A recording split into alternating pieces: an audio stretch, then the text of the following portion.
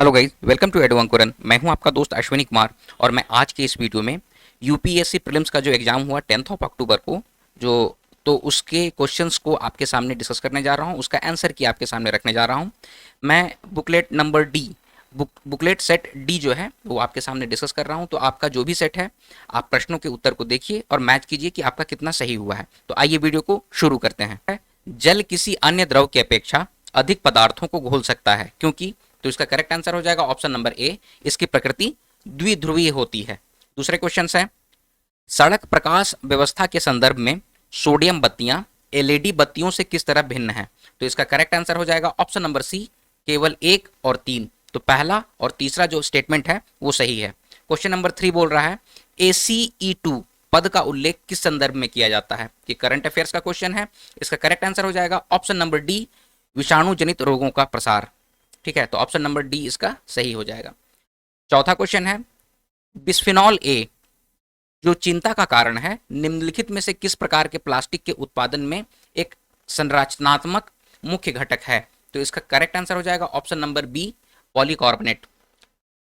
Next question, निम्नलिखित में से किसमें ट्रैक्सलोन के विद्यमान होने की सर्वाधिक संभावना है जिसके लंबे समय तक उच्च स्तर के प्रभावन में रहने को हानिकारक माना जाता है। तो ये भी एक तरह से करंट अफेयर्स का क्वेश्चन था। ट्रैक्सलॉन जो है वो प्रसाधन सामग्री, ऑप्शन नंबर डी। तो जिनका भी ऑप्शन नंबर डी है वो सही है। नेक्स्ट क्वेश्चन, खगोलीय दूरियां प्रकाश वर्ष में मापे जाने का कारण निम्नलिखित में कौन सा है।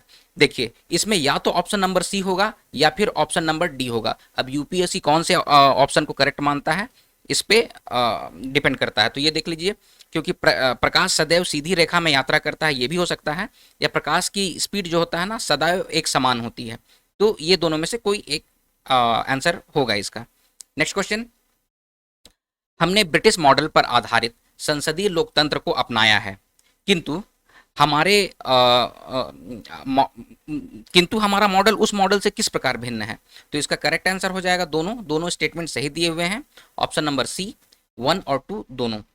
नेक्स्ट क्वेश्चन है, संघ सरकार के संदर्भ में निम्नलिखित कथनों पर विचार कीजिए। ठीक है, तो उसमें दो स्टेटमेंट दिए हुए हैं और इस दो स्टेटमेंट्स में कौन सा सही है ये आपको बतलाना है। तो इसमें भी दोनों स्टेटमेंट सही हैं, तो इसका करेक्ट आंसर हो जाएगा option number C. Next question 9th, Bharat के संविधान के किस अनुच्छेद के अंतर्गत निजता का अधिकार संरक्षित है। ये तो मतलब कि अभी डेटा को लेके या प्राइवेसी को लेके बहुत सारे करंट अफेयर्स के क्वेश्चंस बने हैं इसमें। तो ये हो जाएगा ऑप्शन नंबर सी, इसका करेक्ट आंसर हो जाएगा अनुच्छेद 21, आर्टिकल 21 इसका करेक्ट आंसर हो जाएगा ऑप्शन 9th नंबर क्वेश्चन का ऑप्शन सी करेक्ट होगा। 10th, निम्नलिखित कथनों पर विचार कीजिए। तीन स्टेटमेंट आपको दिया हुआ है, इन तीन स्टेटमेंट्स में कौन सा सही है। तो इसमें जो दूसरा नंबर जो है केवल दो, ऑप्शन बी इसका सही है आंसर। नेक्स्ट क्वेश्चन पे चलते हैं, सवाना की वनस्पति में बिखरे हुए छोटे वृक्षों के साथ घास के मैदान होते हैं, किंतु विस्तृत क्षेत्र में कोई वृक्ष नहीं होते। ऐसे क्षेत्रों में वन विकास सामान्यतः एक या एकाधिक या कुछ परिस्थितियों के संयोजन के द्वारा नियंत्रित होता है। ऐसी परिस्थितियां निम्नलिखित में कौन सी हैं। तो इसमें 5 आपको ऑप्शन दिए हुए हैं, उसमें बतलाना है कौन कौन से सही हैं। तो इसका करेक्ट आंसर हो जाएगा आपका ऑप्शन नंबर सी, 2, 3 और 4। तो 2, 3 और 4 जो है वो आपका करेक्ट ऑप्शन है, आंसर है। नेक्स्ट क्वेश्चन है, पृथ्वी ग्रह पर जल के संदर्भ में निम्नलिखित कथनों पर विचार कीजिए। तो आपके दो स्टेटमेंट दिए हुए हैं, नदियों और झीलों में जल की मात्रा भूजल की मात्रा से अधिक है, और दूसरा है ध्रुवीय हिमनद और हिमनदों में जल की मात्रा भूजल की मात्रा से अधिक है। तो इसमें जो ऑप्शन नंबर बी है मतलब कि वो सही हो जाएगा। तो ऑप्शन नंबर बी, केवल 2, ये हो जाएगा सही। नेक्स्ट, निम्नलिखित कथनों पर विचार कीजिए। तो आपको 5 स्टेटमेंट दिए हुए हैं और इसका आपको आंसर बतलाना है कि कौन सा सही है। तो इसमें करेक्ट हो जाएगा ऑप्शन नंबर सी, 1, 3 और 4 जो स्टेटमेंट है वो सही है। नेक्स्ट क्वेश्चन, भारत में काली कपास मृदा की संरचना निम्नलिखित में किसके अपक्षरण से होती है। तो इसका करेक्ट आंसर हो जाएगा ज्वालामुखी चट्टान से होती है। ठीक है, तो ये है इसका 14th का ऑप्शन नंबर बी। नेक्स्ट, पुनः संयोजित वेक्टर वैक्सीन के संबंधित हाल के विकास के संदर्भ में निम्नलिखित कथनों पर विचार कीजिए। इसमें आपको दो स्टेटमेंट दिए हुए हैं, ये दोनों स्टेटमेंट बिल्कुल सही हैं, तो इसका हो जाएगा option number C. Next question, अनुवांशिक रोगों के संदर्भ में निम्नलिखित कथनों पर विचार कीजिए। तो इसमें दो स्टेटमेंट आपको दिए हुए हैं, तो इस दो स्टेटमेंट में आपका जो स्टेटमेंट नंबर 2 जो है वो थोड़ा संदेह में है, क्योंकि ये नहीं होना चाहिए, तो इसीलिए इसका करेक्ट आंसर हो जाएगा ऑप्शन नंबर ए, केवल एक। अच्छा, क्वेश्चन नंबर 17, बॉलगार्ड 1 और बॉलगार्ड 2 प्रौद्योगिकियों का उल्लेख किसके संदर्भ में किया जाता है? तो ये किया जाता है आपको डेवलपिंग जेनेटिक मॉडिफाइड क्रॉप्स के लिए।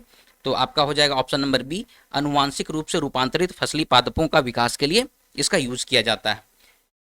क्वेश्चन नंबर 18 जो है, किसी प्रेशर कुकर में जिस तापमान पर खाद्य पकाए जाते हैं वह मुख्यतः निम्नलिखित में से किस पर निर्भर करता है? तो इसमें तीनों ऑप्शन जो हैं वो बिल्कुल सही हैं, तो इसका हो जाएगा option number D. Next question है, निम्नलिखित पर विचार कीजिए। जीवाणु है, कवक है और विषाणु है, और आपको बोल रहा है कि उपर्युक्त में से किन्हें कृत्रिम संश्लेषित माध्यम से संवर्धित किया जाता है।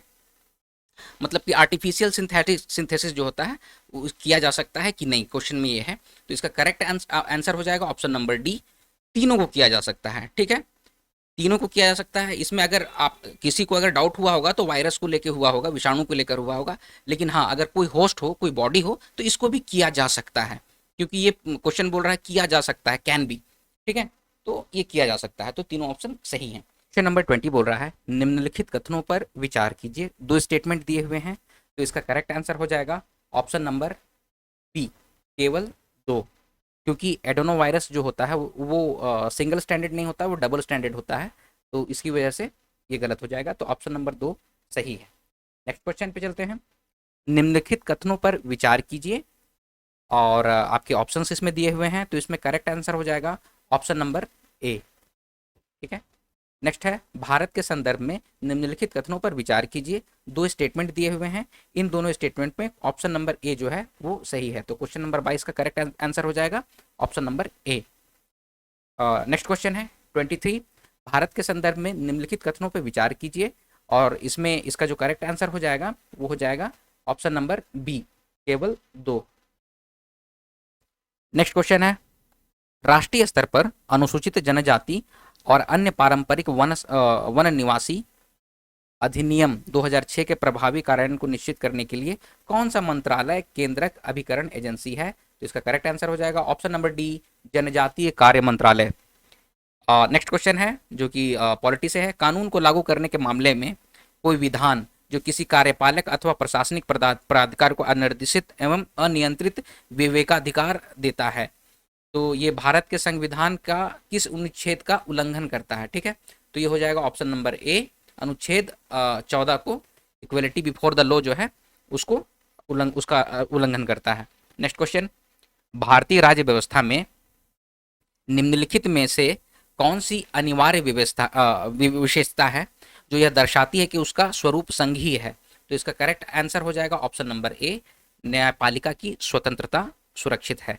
ठीक है, 27 नंबर क्वेश्चन, निम्नलिखित में कौन सा राज्य शब्द को सर्वोत्तम रूप से परिभाषित करता है? तो इसका करेक्ट आंसर हो जाएगा ऑप्शन नंबर बी।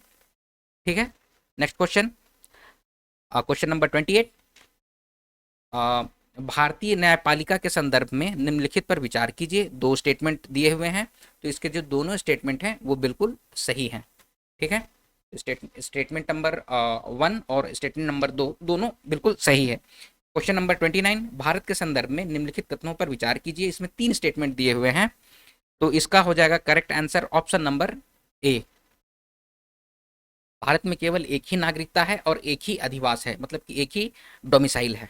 ठीक है, नेक्स्ट क्वेश्चन नंबर 30, निम्नलिखित में से कौन सा कारक किसी उदार लोकतंत्र में स्वतंत्रता का सर्वोत्तम सुरक्षा को नियत करता है?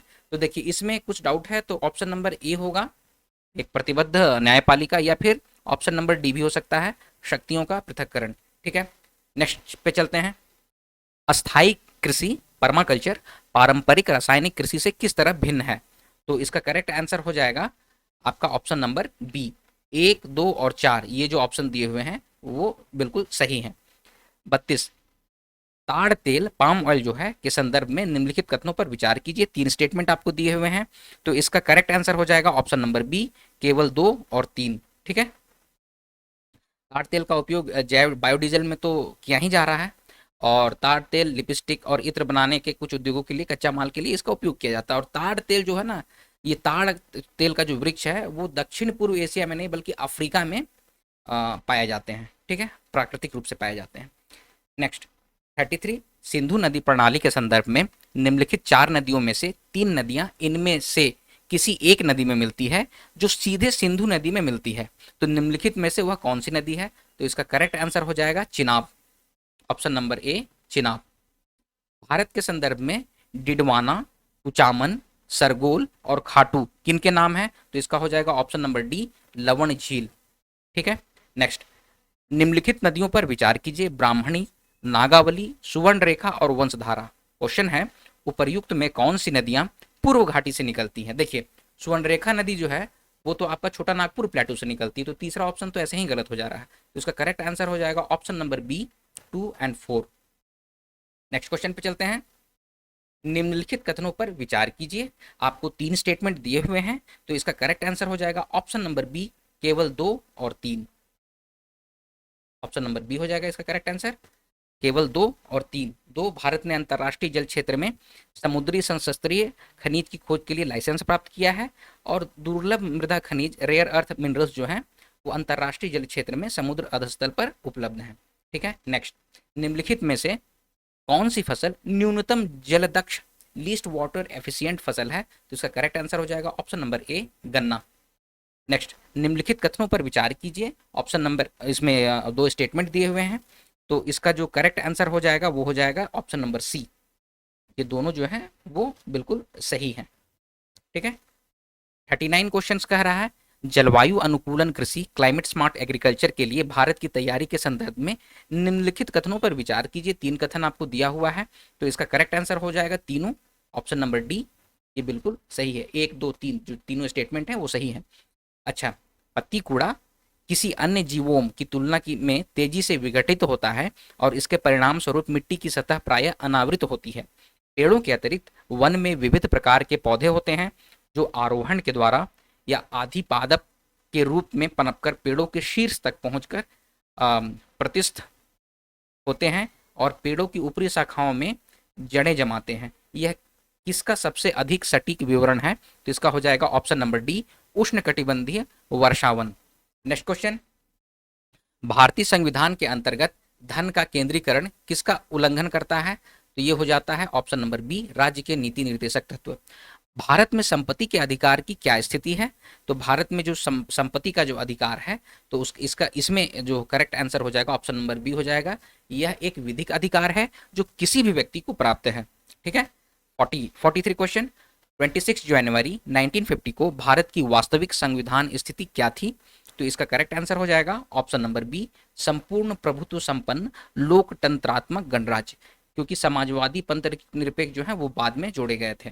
ठीक है, तो ऑप्शन नंबर बी हो जाएगा। संवैधानिक सरकार का आशय क्या है?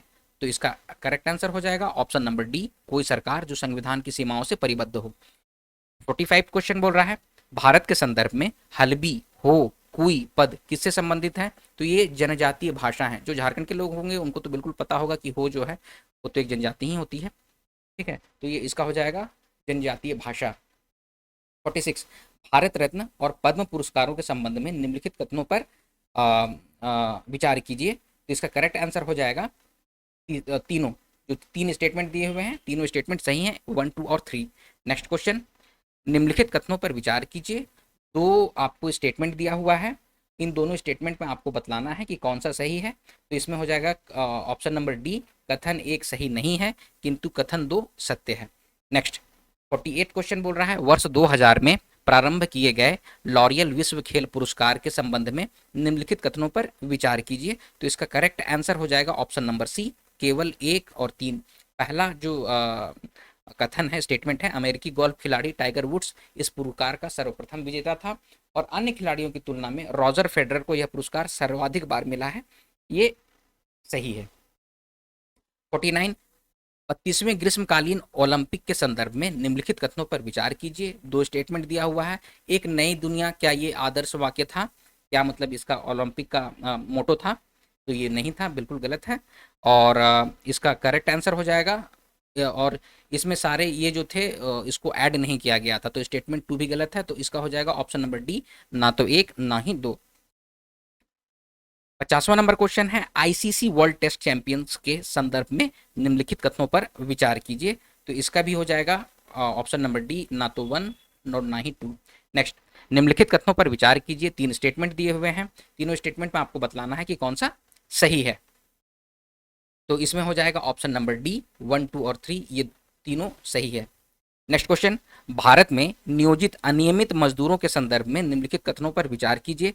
तो इसका करेक्ट आंसर हो जाएगा ऑप्शन नंबर बी, केवल 2 और 3। नेक्स्ट क्वेश्चन, आर्थिक मंदी के समय निम्नलिखित में कौन सा कदम उठाए जाने की सर्वाधिक संभावना होती है? तो इसमें होता है सार्वजनिक परियोजनाओं पर व्यय में वृद्धि करना। तो इसका हो जाएगा ऑप्शन नंबर बी, जो कि सही है। निम्नलिखित कथनों पर विचार कीजिए। अन्य बातें अपरिवर्तित रहने पर भी किस वस्तु के लिए बाजार मांग बढ़ सकती है? तो इसका करेक्ट आंसर हो जाएगा ऑप्शन नंबर ए और 4। तो ऑप्शन नंबर ए, जिसमें केवल एक और चौथा स्टेटमेंट है, वो सही है। नेक्स्ट क्वेश्चन, भारत में शहरी सहकारी बैंकों के संदर्भ में निम्नलिखित कथनों पर विचार कीजिए। तो आपका इसका करेक्ट आंसर हो जाएगा ऑप्शन नंबर बी, केवल 2 और 3। ठीक है। नेक्स्ट क्वेश्चन, भारतीय सरकारी बॉन्ड प्रतिफल निम्नलिखित में किसके प्रभावित होता है, यानी किन से प्रभावित होता है? 3 स्टेटमेंट आपको दिया हुआ है, तो इसमें हो जाएगा ऑप्शन नंबर डी, ये तीनों के तीनों सही हैं। ठीक है, 1, 2 और 3। नेक्स्ट क्वेश्चन, निम्नलिखित पर विचार कीजिए। आपको 4 स्टेटमेंट दिए हुए हैं, 4 ऑप्शंस दिए हुए हैं, आपको बतलाना है कि इसमें कौन सा सही है। तो इसमें हो जाएगा ऑप्शन नंबर ए, 1, 2 और 3 जो है वो सही है। ठीक है। नेक्स्ट, निम्नलिखित कथनों पर विचार कीजिए। किसी मुद्रा के अवमूल्यन का प्रभाव यह है कि वह अनिवार्य रूप से, उसके बाद फिर 3 स्टेटमेंट आपको दिया हुआ है, तो इसका हो जाएगा केवल एक, ऑप्शन ए, ये सही है। नेक्स्ट, भारत में काले धन के सृजन के निम्नलिखित प्रभावों में कौन सा भारत सरकार की चिंता का प्रमुख कारण है? ठीक है, इसमें आपको बताना है कि ब्लैक मनी से रिलेटेड है, तो मेन रीजन क्या है? तो इसका ऑप्शन नंबर डी जो हो जाएगा, कर अपवंचन के कारण राजकोष में राजस्व की हानि होती है। ठीक है। नेक्स्ट, निम्नलिखित में से कौन सा अपने प्रभाव में सर्वाधिक मुद्रास्फीति कारक हो सकता है? तो इसका करेक्ट आंसर हो जाएगा ऑप्शन नंबर डी, बजट घाटे के वित्तीयन के लिए नई मुद्रा का सृजन करना। ठीक है। नेक्स्ट, निम्नलिखित में किसका उपयोग प्राकृतिक मच्छर प्रतिकर्षी तैयार करने के लिए किया जाता है? तो इसका करेक्ट आंसर हो जाएगा ऑप्शन नंबर सी, लेमन घास। जीवों के निम्नलिखित प्रकारों पर विचार कीजिए। तो आपके 4 प्रकार दिए हुए हैं और इसमें आपको बताना है कि कौन से जीव महासागर की आहार श्रृंखलाओं में प्राथमिक उत्पादक हैं। तो इसका करेक्ट आंसर हो जाएगा ऑप्शन नंबर बी, 2 और 3। तो साइनोबैक्टीरिया और डाइटम जो है, ये हो जाएगा इसका करेक्ट आंसर। 63 क्वेश्चंस बोल रहा है, निम्नलिखित प्राणियों पर विचार कीजिए। 3 प्राणियों का नाम आपको दिए हुए हैं और उसके बाद बतला रहा है कि कौन से जीव परभक्षियों द्वारा पकड़े जाने की संभावना को कम करने के लिए स्वयं को लपेटकर अपने सुभेद्य अंगों की रक्षा करता है। तो इसका करेक्ट आंसर हो जाएगा ऑप्शन नंबर डी, 1 और 3। ठीक है। नेक्स्ट क्वेश्चन, वनों पर न्यूयॉर्क घोषणा के संदर्भ में निम्नलिखित में कौन सा कथन सही है? ठीक है, तो इसमें आपको 5 ऑप्शंस दिए हुए हैं, इसमें बतलाना है कौन सा सही है। तो इसका करेक्ट आंसर हो जाएगा ऑप्शन नंबर ए, 1, 2 और 4 स्टेटमेंट जो है वो सही है। नेक्स्ट क्वेश्चन है, तंत्रिका अपहारास समस्याओं के लिए उत्तरदायी माने जाने वाले मैग्नेटाइट कण पर्यावरणीय प्रदूषकों के रूप में निम्नलिखित में किनसे उत्पन्न होते हैं? तो आपके इसमें 5 ऑप्शंस दिए हुए हैं, आपको बतलाना है कौन सा सही है। तो इसमें सारे के सारे जो ऑप्शन है वो सही है, तो इसका करेक्ट आंसर हो जाएगा ऑप्शन नंबर डी। ठीक है, तो ये सही हो जाएगा। 66 क्वेश्चन, निम्नलिखित में कौन सा जीव निस्यंदक फौजी फिल्टर फीडर है? देखिए, फिल्टर फीडर के ना सीप होगा, तो इसका करेक्ट आंसर हो जाएगा ऑप्शन नंबर सी, सीप या ऑयस्टर जिसको कहते हैं। निम्नलिखित जैव भू रासायनिक चक्रों में से किसमें चट्टानों का अपक्षय चक्र में प्रवेश करने वाले पोषक तत्व के निर्मुक्त होने का मुख्य कारण होता है? तो ये होता है phosphorus cycle, option number C, phosphorus cycle. Question number 68, निम्नलिखित में कौन से जीव अपरदाहारी होते हैं? तो इसमें होगा, डेट्रेटियो के बारे में पूछ रहा है। तो आपको इसमें 5 ऑप्शंस दिए हुए हैं, इसमें बतलाना है कौन सा सही है। तो इसका करेक्ट आंसर हो जाएगा केवल 1, 3 और 5। तो ऑप्शन नंबर सी इसका सही जवाब होगा।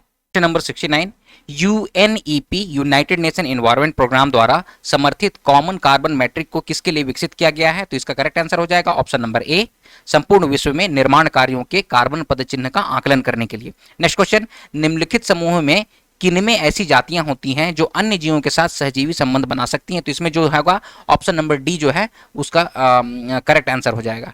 ठीक है, ऑप्शन नंबर डी। नेक्स्ट, निम्नलिखित में किससे किसी अर्थव्यवस्था में मुद्रा गुणक में वृद्धि होती है? तो इसका करेक्ट आंसर हो जाएगा लोगों की बैंकिंग आदतों में वृद्धि, option number C. 72 number question, भारतीय अर्थव्यवस्था के संदर्भ में मांग प्रेरित मुद्रास्फीति या उनमें वृद्धि निम्नलिखित किन कारणों से होती है? तो इसका करेक्ट आंसर हो जाएगा ऑप्शन नंबर ए, केवल 1, 2 और 4। नेक्स्ट क्वेश्चन, भारत के संदर्भ में निम्नलिखित कथनों पर विचार कीजिए। 3 स्टेटमेंट दिए हुए हैं, इन 3 स्टेटमेंट में आपको बतलाना है कि कौन सा सही होगा। तो इसमें हो जाएगा ऑप्शन नंबर बी, स्टेटमेंट 1 और 2 जो है वो बिल्कुल सही है। वाटर क्रेडिट के संदर्भ में निम्नलिखित कथनों पर विचार कीजिए। 3 स्टेटमेंट दिए हुए हैं, आपको बतलाना है कौन सा सही है। तो इसमें हो जाएगा ऑप्शन नंबर सी, केवल 1 और 3। तो 1 और 3 जो है वो सही है। भारत में अंतिम उदारता के रूप में केंद्रीय बैंक के कार्यों में सामान्यता निम्नलिखित में से क्या सम्मिलित है? तो 75 नंबर जो क्वेश्चन है उसमें 3 फिर ये स्टेटमेंट दिए हुए हैं, आपको बतलाना है कि कौन सा सही है। तो इसमें जो ऑप्शन नंबर बी जो है दूसरा स्टेटमेंट जो है वो बिल्कुल सही है। नेक्स्ट क्वेश्चन है, निम्नलिखित में से किसे अंगीकरण को प्रोत्साहित करने के लिए R2 व्यवहार संहिता साधन उपलब्ध कराती है? तो ये इलेक्ट्रॉनिक्स से रिलेटेड होता है, यूरोज रीयूज के लिए और रिसाइकल के लिए। तो इलेक्ट्रॉनिक पुनर्चक्रण उद्योग में पर्यावरण दृष्टि से विश्वसनीय व्यवहार के लिए। ठीक है, नेक्स्ट क्वेश्चन, ताम्र प्रगलन संयंत्रों के बारे में चिंता का कारण क्या है? तो देखिए इसमें जो चिंता का कारण है इसके लिए आपको 3 स्टेटमेंट दिए हुए हैं, आपको बतलाना है क्या सही है। तो इसका हो जाएगा correct option, option number D. 1, 2, 3 तीनों स्टेटमेंट बिल्कुल सही है। नेक्स्ट क्वेश्चन, भट्टी तेल फर्नेस ऑयल के संदर्भ में कौन सा कथन सही है? तो इसमें भी हो जाएगा ऑप्शन नंबर डी, 1, 2, 3 जो तीनों जो ऑप्शन है वो बिल्कुल सही है। ठीक है, नेक्स्ट, ब्लू कार्बन क्या होता है? ब्लू कार्बन, ब्लू इकोनॉमी, ये आपको पता होना चाहिए। ये है महासागरों और तटीय परिस्थिति तंत्रों द्वारा प्रग्रहित कार्बन। ठीक है, नेक्स्ट, प्रकृति में निम्नलिखित में से किस जीव का किन जीवों के मृदा विहीन सतह पर जीवित पाए जाने का सर्वाधिक संभावना है? तो इसका करेक्ट आंसर हो जाएगा ऑप्शन नंबर सी, 2 और 3। 2 जो है लाइकेन और तीसरा जो है मॉस। ठीक है, नेक्स्ट क्वेश्चन पे चलते हैं। प्राचीन भारत के इतिहास के संदर्भ में भवभूति, हस्तिमल तथा क्षेमेश्वर क्यों प्रसिद्ध थे? तो इसका करेक्ट आंसर हो जाएगा ऑप्शन नंबर बी, ये नाटककार थे। नेक्स्ट क्वेश्चन, निम्नलिखित कथनों पर विचार कीजिए। 2 स्टेटमेंट दिया हुआ है, आपसे पूछा जा रहा है कि दोनों में से कौन सा स्टेटमेंट सही है। ठीक है, तो इसमें ना ही पहला स्टेटमेंट सही है ना ही दूसरा स्टेटमेंट सही है, तो दोनों के दोनों इसका हो जाएगा ऑप्शन नंबर डी, ना तो 1 ना ही 2। ठीक है, नेक्स्ट क्वेश्चन, भारतीय इतिहास में 8 अगस्त 1942 के संदर्भ में निम्नलिखित कथनों में से कौन सा सही है? भारत छोड़ो आंदोलन। तो इसका हो जाएगा ऑप्शन नंबर ए, NICC द्वारा भारत छोड़ो प्रस्ताव अंगीकार किया गया था। नेक्स्ट, इनमें से कौन अंग्रेजी में अनुदित प्राचीन भारतीय धार्मिक गीत काव्य सॉन्ग्स फ्रॉम प्रिजन के संदर्भ में है? इसका करेक्ट आंसर हो जाएगा मोहनदास करमचंद गांधी। मध्यकालीन भारत के संदर्भ में निम्नलिखित में से कौन सा आकार की दृष्टि से आरोही क्रम में सजाना है आपको? ठीक है, तो इसमें है, इसका करेक्ट आंसर हो जाएगा ऑप्शन नंबर ए, पहले होता है परगना, उससे बड़ा होता है सरकार, सरकार से बड़ा होता है सूबा। नेक्स्ट क्वेश्चन, इनमें से कौन सेक्रेटरी के रूप में हिंदू फीमेल स्कूल के से संबंध थे या थी जो बाद में बैथ्यून फीमेल स्कूल के नाम से जाने जाना लगा? तो इसका करेक्ट आंसर हो जाएगा ऑप्शन नंबर सी, ईश्वर चंद्र विद्यासागर। नेक्स्ट क्वेश्चन, औपनिवेशिक भारत के संदर्भ में शाहनवाज खान, प्रेम कुमार सहगल और गुरुबख्श सिंह ढिल्लों याद किए जाते हैं। देखिए गुरुबख्श सिंह ढिल्लों का तो शायद पता नहीं, पता होगा आप लोगों को, ये आज़ाद हिंद फौज से थे। तो option number D, Azad Hind फौज। नेक्स्ट हो जाएगा क्वेश्चन, भारतीय इतिहास के संदर्भ में निम्नलिखित कथनों में से कौन सा या कौन से कथन सही हैं? तो 3 स्टेटमेंट दिया हुआ है, आपको बतलाना है कि इस तीनों में से कौन सा सही है। तो इसका करेक्ट आंसर हो जाएगा ऑप्शन नंबर ए, 1 और 2 स्टेटमेंट जो है वो सही है। निम्नलिखित कथनों में से कौन सा सही है? तो इसमें हो जाएगा ऑप्शन नंबर ए, अजंता की गुफाएं जो हैं वो वाघोरा नदी की घाटी में स्थित हैं। नेक्स्ट क्वेश्चन, निम्नलिखित कथनों पर विचार कीजिए। 2 स्टेटमेंट दिया हुआ है, आपसे पूछा जा रहा है कौन सा सही है। तो इसमें करेक्ट आंसर हो जाएगा ऑप्शन नंबर बी। पाकिस्तान की संविधान सभा में यह मांग रखी गई थी कि राष्ट्रभाषाओं में बांग्ला को भी सम्मिलित किया जाए। इसी को लेकर तो 1971 का वॉर हुआ था। ठीक है, नेक्स्ट 91, मुरैना के समीप स्थित 64 योगिनी मंदिर के संदर्भ में निम्नलिखित कथनों पर विचार करना है। तो इसका करेक्ट आंसर हो जाएगा ऑप्शन नंबर सी, 1 और 4 जो स्टेटमेंट है वो बिल्कुल सही है। 92, निम्नलिखित में कौन सा प्राचीन नगर अपने उन्नत जल संचयन और प्रबंधन प्रणाली के लिए सुप्रसिद्ध है, जहां बांधों की श्रृंखला का निर्माण किया गया था और संबंध जलाशयों में नहर के माध्यम से जल को प्रवाहित किया गया था? मुझे लगता है सिंधु घाटी जो भी सभ्यता जो भी पढ़ेंगे धौलावीरा के बारे में बहुत अच्छी तरीके से जानते होंगे। तो इसका होगा correct answer option number A. Next question, 17वीं शताब्दी से पहले चतुर्थांश में निम्नलिखित में कहा इंग्लिश ईस्ट इंडिया कंपनी का कारखाना स्थित थे? ठीक है, तो इसका सिर्फ 1 ही जो है भरूच, उसके बारे में जानकारी है। तो इसका करेक्ट आंसर हो जाएगा ऑप्शन नंबर ए, केवल 1। ठीक है, नेक्स्ट क्वेश्चन, गुप्त वंश के पतन से लेकर आरंभिक 7वीं शताब्दी में हर्षवर्धन के उत्थान तक उत्तर भारत में निम्नलिखित में किन राज्यों का शासन था? ये तो थोड़ा सा बहुत ज्यादा डिफिकल्ट टाइप का क्वेश्चन है भाई। तो इसमें हो जाएगा, इसका करेक्ट आंसर होगा ऑप्शन नंबर बी। तो ऑप्शन नंबर बी जो है वो है 1, 3, 4 और 6। तो मगध के गुप्त, थानेश्वर के पुष्यभूति, चौथा कन्नौज के मखौरी और छठा वल्लभी के मैत्रक। तो ऑप्शन नंबर बी इसका करेक्ट आंसर हो जाएगा। नेक्स्ट क्वेश्चन, पुर्तगाली लेखक नुनीज के अनुसार विजयनगर साम्राज्य में महिलाएं निम्नलिखित में से किन क्षेत्रों में निपुण थी? देखिए, ये क्वेश्चन ऐसे तो इजी है, लेकिन अब ये पूछ रहा है नुनीज के अनुसार। ठीक है, तो उसके अनुसार कुश्ती भी था, ज्योतिष शास्त्र भी था, लेखाकरण भी था। ठीक है, लेकिन भविष्यवाणी था या नहीं था ये थोड़ा सा डाउट है। तो इसका ऑप्शन नंबर या तो ए हो जाएगा या फिर ऑप्शन नंबर डी हो जाएगा। आंध्र प्रदेश में मदनपल्ली के संदर्भ में निम्नलिखित में से कौन सा कथन सही है? तो इसका करेक्ट आंसर हो जाएगा option number C, Rabindranath Tagore ने यहाँ राष्ट्रगान का बांग्ला से अंग्रेजी में अनुवाद किया था। नेक्स्ट क्वेश्चन, निम्नलिखित युग्मों पर विचार कीजिए, आपको बतलाना है कौन सा सही सम्मिलित है। तो इसका करेक्ट आंसर हो जाएगा ऑप्शन नंबर डी, 2 और 3 जो है वो बिल्कुल सही सम्मिलित है।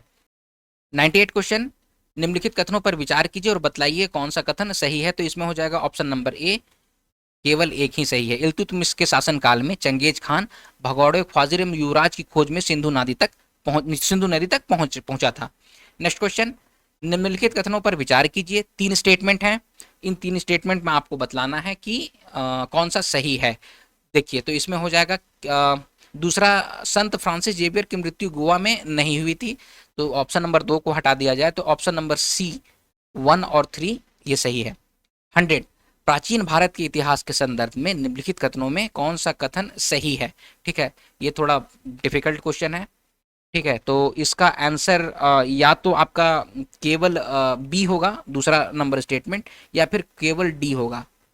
ठीक है, तो ये अगर आपको पता है इसके बारे में आप लोग गूगल करके, या फिर जो भी हिस्ट्री के स्टूडेंट हैं जिनका ऑप्शनल है या फिर ग्रेजुएशन हिस्ट्री में हुआ है, तो वो प्लीज़ कमेंट कीजिए और बताइए कि इसका सही आंसर क्या होगा। यहाँ पे मैं अपनी वीडियो को समाप्त करता हूँ। अगर वीडियो आपको पसंद आया तो वीडियो को लाइक कीजिए, शेयर कीजिए, अपने सजेशंस कमेंट बॉक्स में कमेंट कीजिए और इसी तरह के वीडियोस पाने के लिए एडू अंकुरन चैनल को सब्सक्राइब कीजिए। मिलते हैं अगले वीडियो में, तब तक आप लोग अपना ख्याल रखिए।